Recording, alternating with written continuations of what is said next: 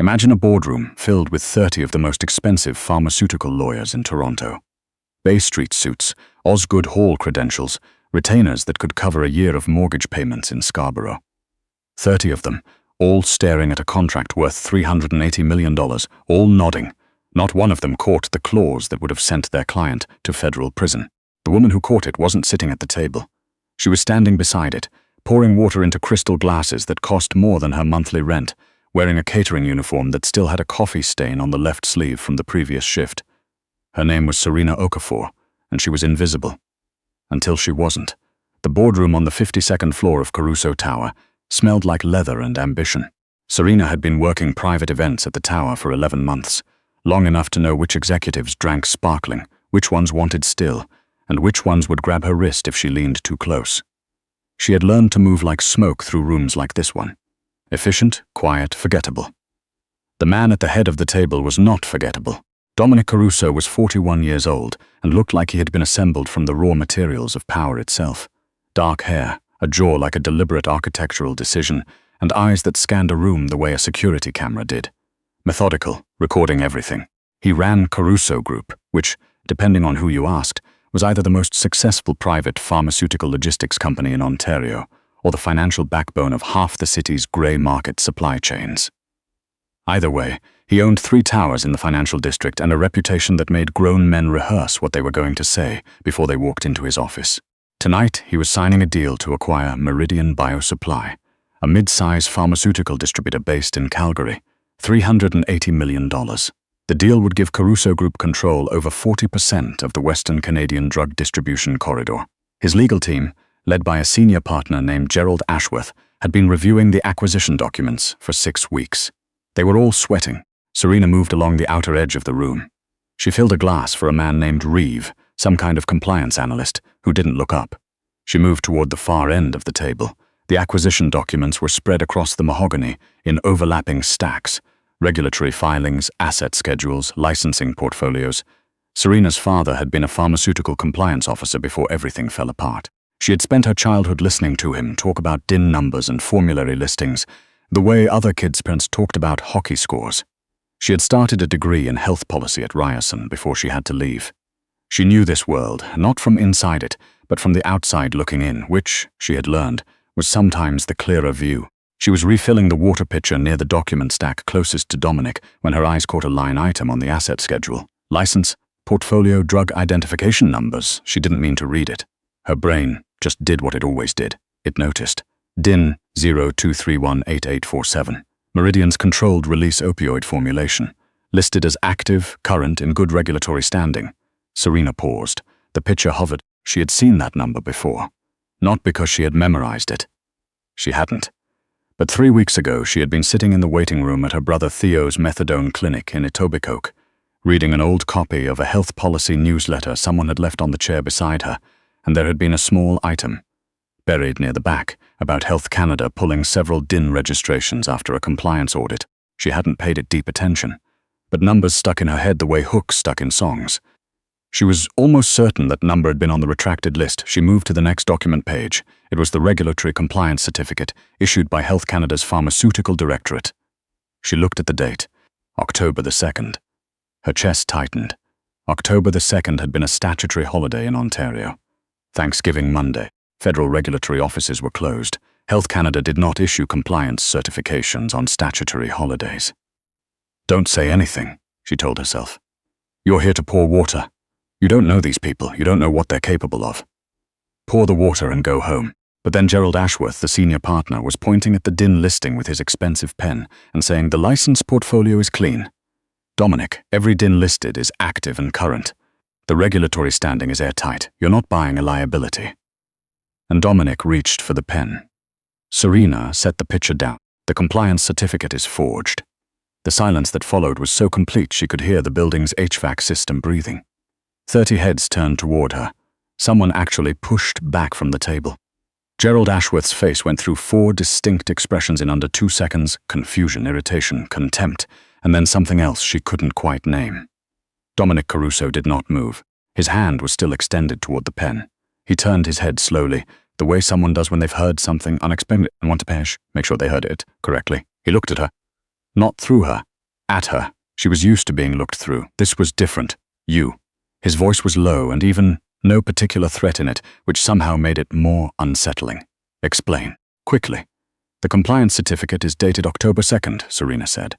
Her voice was steadier than she expected. She treated it like a presentation, just facts. October 2nd was Thanksgiving Monday. Health Canada's Pharmaceutical Directorate doesn't issue certifications on statutory holidays. That date is impossible. The certificate is a forgery. She's a server, said the man named Reeve, standing up. Why is a server reading our acquisition documents? She's not wrong about the holiday, said a younger associate near the end of the table, already on his phone, his voice going pale. October 2nd was Thanksgiving. I'm checking the Health Canada calendar right now. Dominic hadn't looked away from Serena. What's the second thing? She blinked. Sorry, you have a second thing, I can tell. He tilted his head slightly. What is it? Serena took a breath. DIN 0231-8847.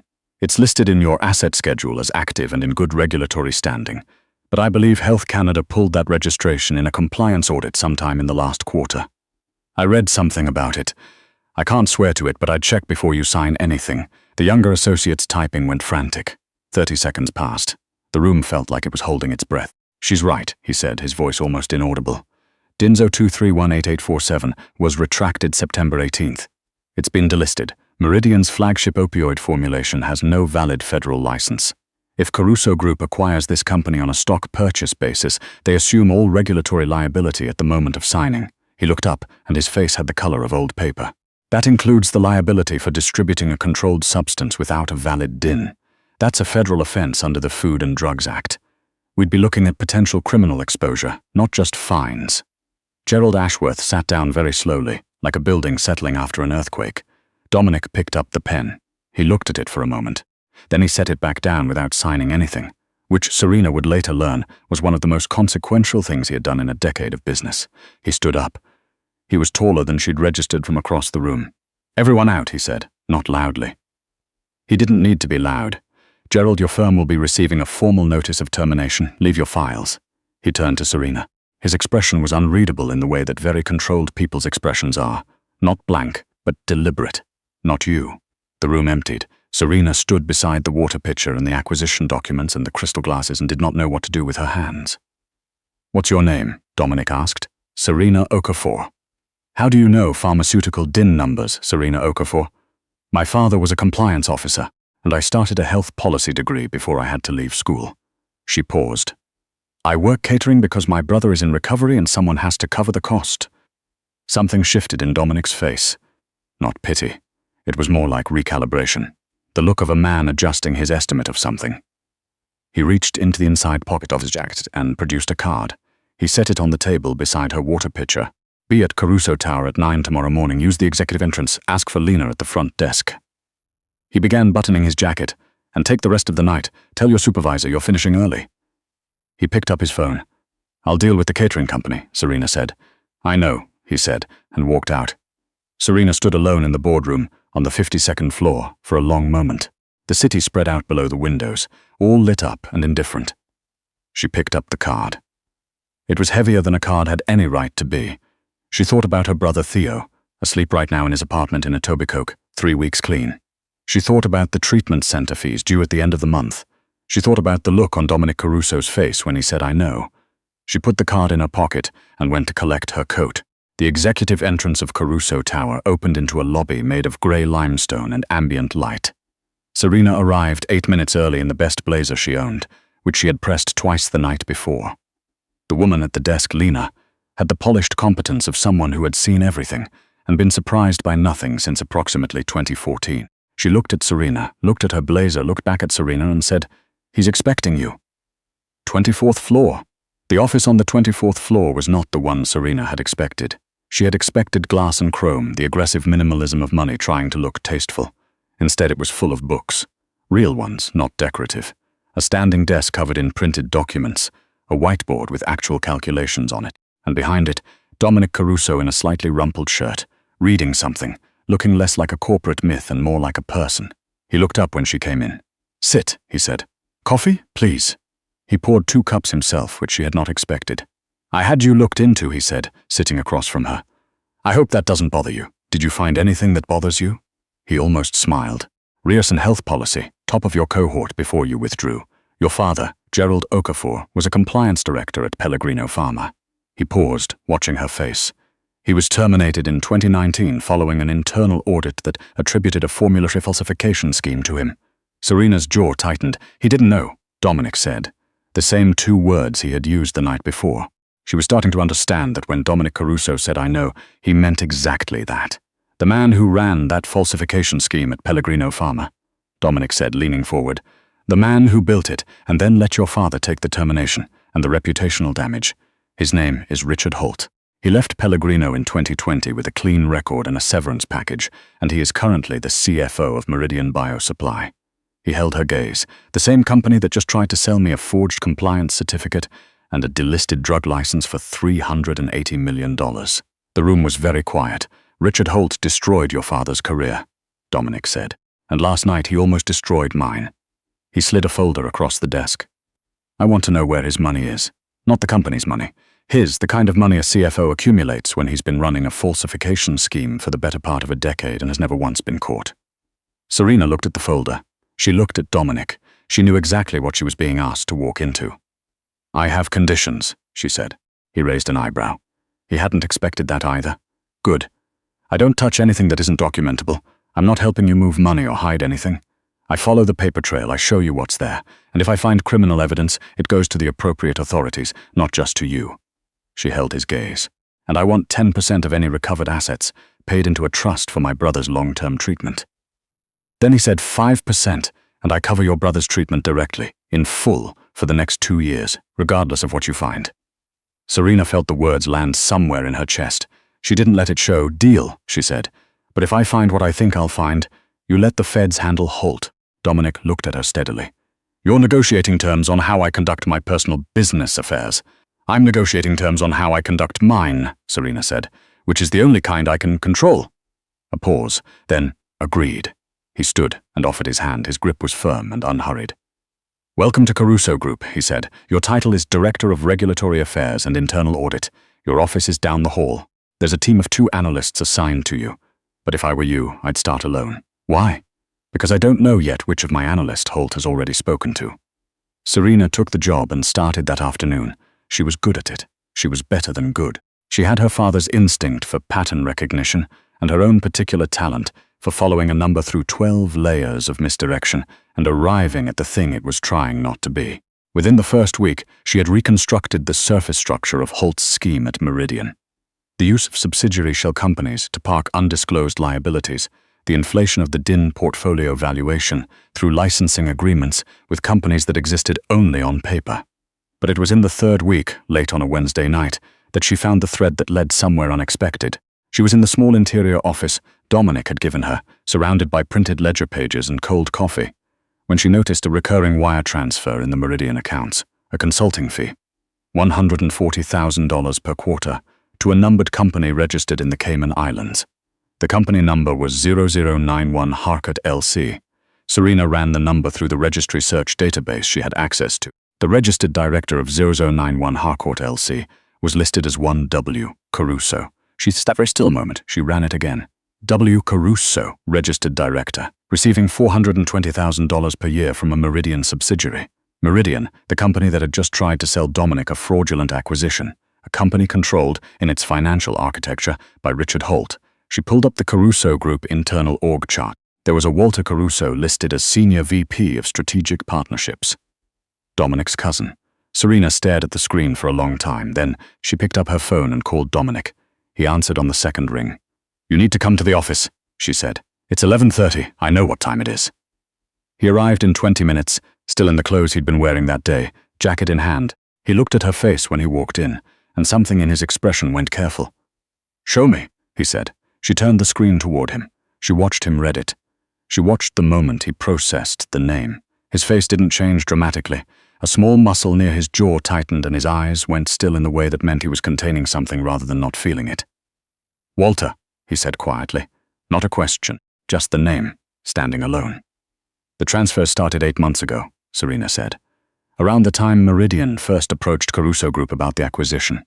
Walter would have known the deal structure. He'd have known what your acquisition due diligence process looks like. She paused.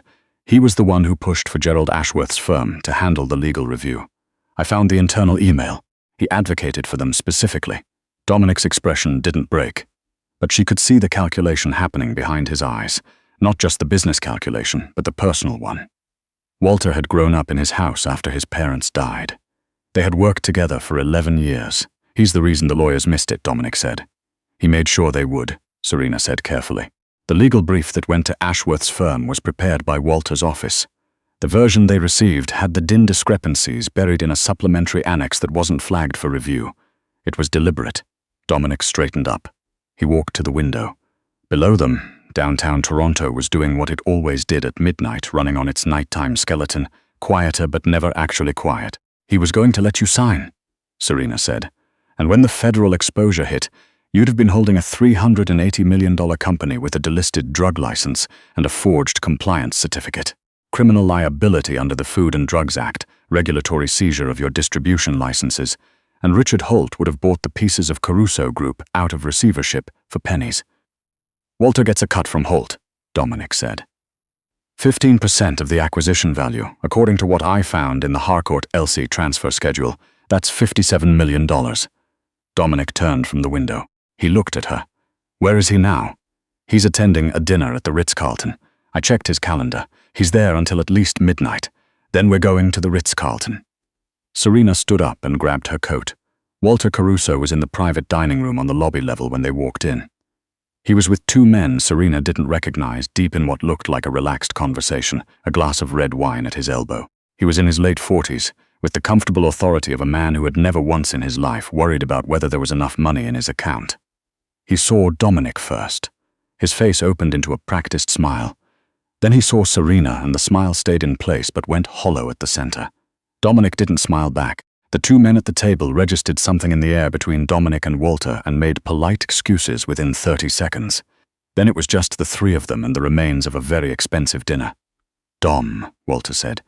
"I wasn't expecting you." "I know," Dominic said. Serena remained standing. She opened her laptop on the white tablecloth and turned the screen toward Walter. The Harcourt LC transfer schedule. His name as registered director. The email thread, 8 months of payments, quarterly, like clockwork. Walter looked at the screen. He looked at Dominic. "It's not what it—" "Please don't," Dominic said, very quietly. "I grew up with you. Don't do that."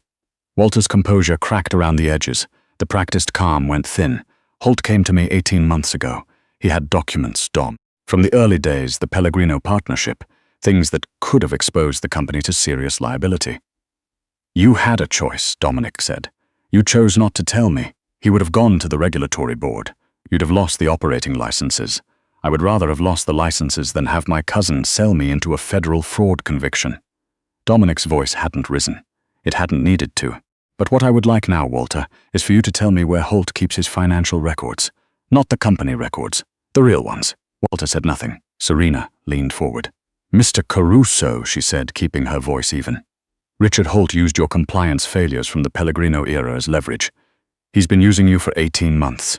But the moment that acquisition closed and the federal liability hit, he would have had no more use for you. The Harcourt LC company would have been dissolved. You would have been holding transfers from a company connected to a criminal fraud, with your name as registered director, and no agreement with Holt to protect you." She paused. "He was using you as insulation. You were always going to be the one left holding it." Walter stared at her. She watched the realization move through him. Not the realization that he'd been caught, but the one underneath it, that he had been played, that Holt had never intended to share anything, that the $57 million in the transfer schedule was never actually going to arrive. His hand around the wine glass went white at the knuckles. "His records are in the cloud," Walter said. "He runs a private encrypted archive, but he also keeps a physical backup. A binder. He's paranoid about digital-only storage. He keeps the binder at his house in Rosedale. The cassure £6,000 is his daughter's birthday, June 3rd, and the combination to the office safe is 220841. He looked up at Dominic with the expression of a man who understood that this moment had ended something. "I'm sorry," Walter said. Dominic stood up. "I know," he said. Then he looked at Serena. "We have what we need." She closed the laptop. They walked out of the Ritz-Carlton into a November night that smelled like rain on cold stone. The financial district was almost quiet. Serena pulled her coat tighter. "You're not going to Rosedale," she said. No, Dominic agreed. You are going to call the RCMP Financial Crimes Unit with an anonymous tip, and I am going to call my actual lawyers. He paused. The ones Walter didn't choose for me. And Walter, Dominic was quiet for a moment. He cooperates with the investigation or he doesn't. That's his decision. He looked at her. You told me you wanted the feds to handle Holt. You have your word. What about the Pellegrino files? The ones Holt had on the company?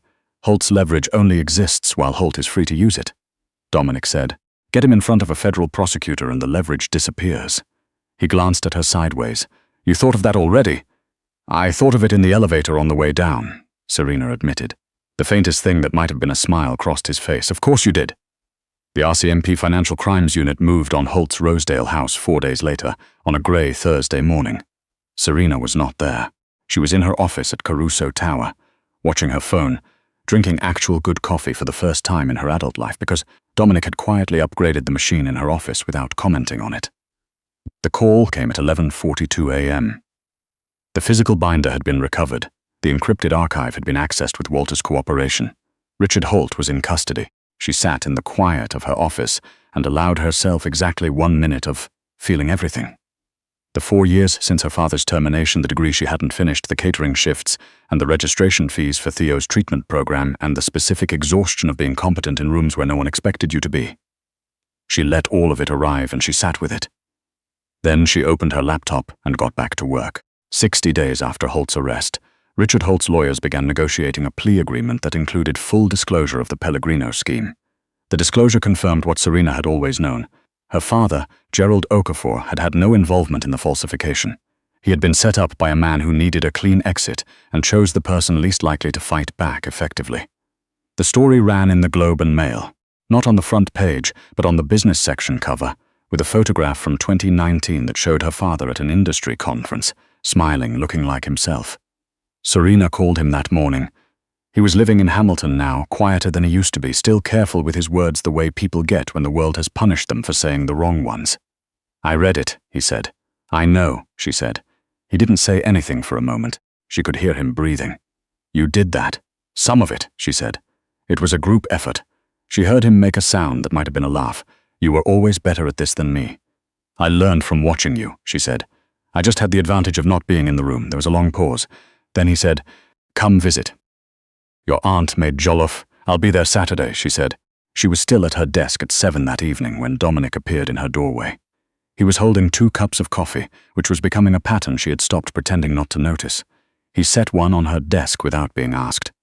Your father's name is cleared, he said. The Globe ran it this morning. I saw.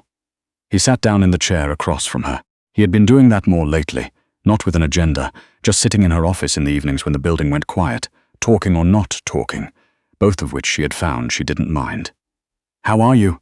She considered the question seriously, the way she considered most things. I feel like I've been holding something heavy for a very long time, she said, and I put it down, and my arms don't know what to do with themselves yet. Dominic looked at her. That's a very accurate description. How are you, she asked. Walter testified yesterday, he said. Full cooperation, his lawyers are working something out. A pause. He asked if I would visit him. Another pause. I said I would think about it. Will you? Eventually, Dominic said. Not yet. They sat for a moment in the quiet of the office with the city doing its evening thing outside the windows. What happens now? Serena asked. Not about the case. Not about Walter. She meant the shape of things going forward, the undefined territory they had been carefully not defining for 2 months. Dominic turned his coffee cup slowly in his hands. The acquisition is dead, obviously. But there's a legitimate opportunity in the Western distribution corridor if we approach it cleanly. I'd want a full regulatory compliance framework built before we touch another deal of that size. He looked at her. I'd want you to build it. That's not what I asked, she said. He set the coffee down. He looked at her with the particular attention he gave to things that actually mattered to him, the full focus look that she had seen him give to a contract and to a problem and, recently, with increasing frequencies, to her. No, he said quietly, it's not. He stood up and walked around the desk. He sat on the edge of it, close enough that she had to tilt her head slightly to look at him. He was studying her face the way he had that first night in the boardroom, like he was verifying something he already suspected. I've spent 11 years in this building, trusting the wrong people, he said. And in the space of 2 months, you identified the fraud, found the leak, protected the investigation, and cleared your father's name, while negotiating a cut of the recovered assets. He paused. And you made good coffee recommendations. The machine was terrible, she said. It was terrible, he agreed. He reached out and tucked a strand of hair back from her face, slowly, like a question being asked rather than answered. I'm not good at this, he said. I'm better at contracts. So write me a contract, she said. He looked at her for a moment. Then he smiled. A real one, the kind that changed the whole architecture of his face, the kind she suspected very few people had seen. There's a restaurant, he said, on King Street, owned by a former client of mine. I'd like to take you there. He paused. Saturday. If you're free. I'm visiting my father Saturday morning, she said. I'll be back by 6. 7 o'clock then, he said. That works, she said. He stood up. He picked up his coffee and his jacket from the back of the chair where he'd left it. At the door he paused and looked back at her. Serena, he said. Yes? The 10% of recovered assets. He tilted his head slightly. It was a good opening offer. You should have held for 15. She looked at him. I know, she said. I was accounting for relationship overhead. He laughed. It was a surprised sound, genuine and unhurried, and it filled the quiet office like something that had been missing from the room without her realizing it. He left. She turned back to her screen, and she was smiling, and the city outside was doing what it always did, running and lit up and completely indifferent, and for the first time in 4 years, that felt just fine.